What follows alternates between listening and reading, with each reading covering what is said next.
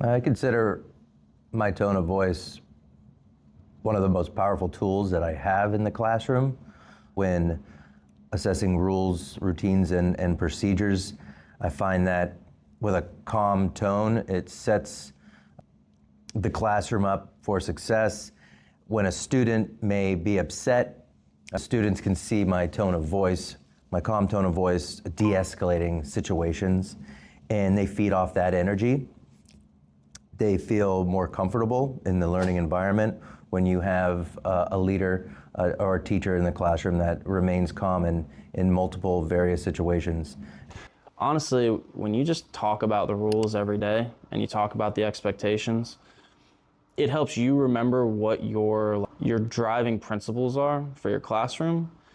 And when you talk about it every day, it becomes part of the conversation. While there is a teacher voice, it adjusts for every kid. Your expectations are the same. You still have high expectations for every kid, but maybe, just maybe, Todd gets a little different treatment because you understand that Todd is dealing with X, while Gabby might be dealing with Y, and you deal and treat Gabby a little differently because of what's going on with Y.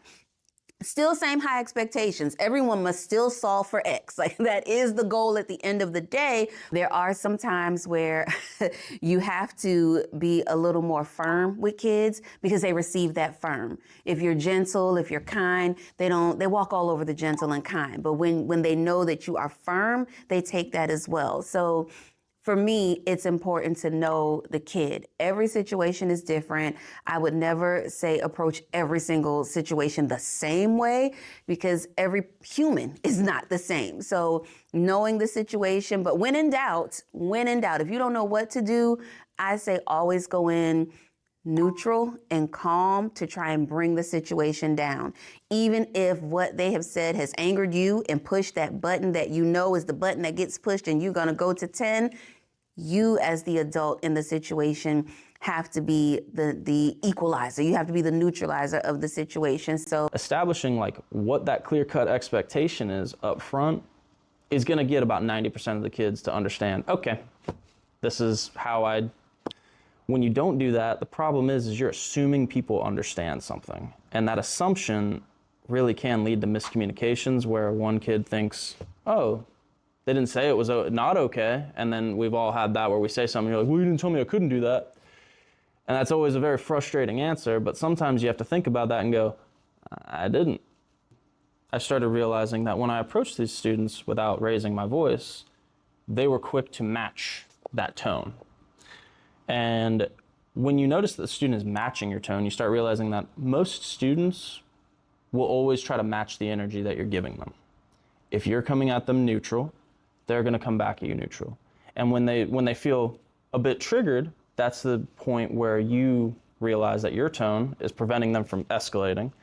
And then having them step outside, which is what I always do, that is that moment for me to get a moment to calm myself down. But having that student step out gives you that moment, 2 minutes, just to like breathe, calm down, wander the classroom, do your thing, and then you step out. That student's now calm. There's not an audience there. There's not anybody there. And that gives you the moment to realize, is this a situation where the student really needs to like have a, some sort of like, what's the word I'm looking for? Like an accountability kind of like, a referral or something like that? Or is this a situation where they said something dumb?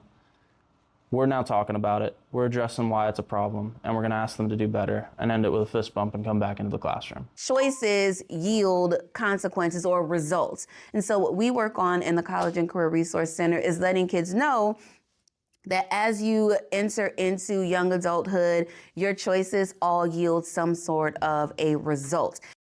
I try to make sure when I'm giving the consequences or setting my expectation, I keep the same tone, and I try to keep it conversational.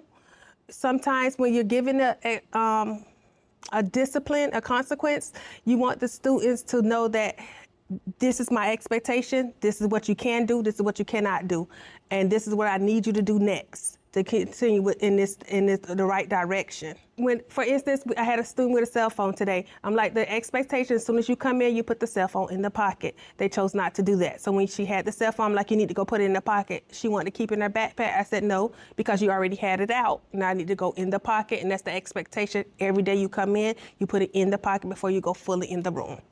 As a veteran teacher, I could tell you for the last 25 years, I have set my expectations over 1,000 times a school year. And right now, I'm still telling them what's expected when they come in the room.